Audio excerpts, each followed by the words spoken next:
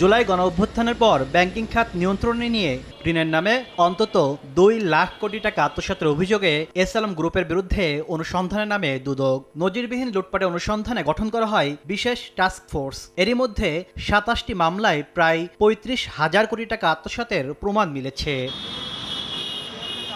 দুদকে আসা বাংলাদেশ ব্যাংকের প্রতিবেদন বলছে, ইউনিয়ন ব্যাংকের মোট ঋণের ১৮,৩৪৩ কোটি টাকা গেছে এস আলমের পকেটে।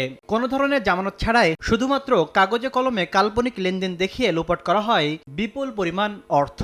ইউনিয়ন ব্যাংকের ১৮,০০০ কোটি টাকা আত্মসাতে যে ঘটনাটা ঘটছে সেটা হচ্ছে ভুয়া প্রতিষ্ঠান দেখিয়ে ১৪৮ কর্মকর্তা কর্মচারীর নামে বেনামে কোম্পানি খুলে এই টাকাগুলো ঋণের নামে আত্মসাৎ করা হয়েছে। রেইনবো অ্যাক্রোপ্লাস্টে অ্যাক্রিলিক এমালশন থাকায় মুছে ফেলা যায় যে কোনো দাগ সহজেই। Rainbow Paints, colour of joy. দুদকের তথ্য বলছে, এই মেগালুটের নেপথ্যে ছিলেন ব্যাংকের সাবেক এমডি এবিএম মোকাম্মেল হক চৌধুরী, ওমর ফারুক সহ ১৪৮ জন, যাদের নথিপত্র চেয়ে বিভিন্ন দফতরে পাঠানো হয়েছে চিঠি।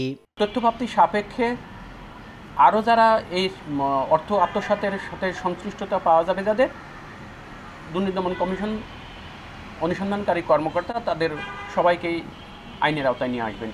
এদিকে আলাদা দুর্নীতির মামলায় সাবেক স্বরাষ্ট্রমন্ত্রী আসাদুজ্জামান খান কামালের মেয়ে সাফিয়া তাসনিম খান এবং সাবেক যুগ্ম সচিব ধনঞ্জয় কুমার দাসকে তলব করেছে দুদক। তাসলিম তৌহিদ, সময় সংবাদ, ঢাকা।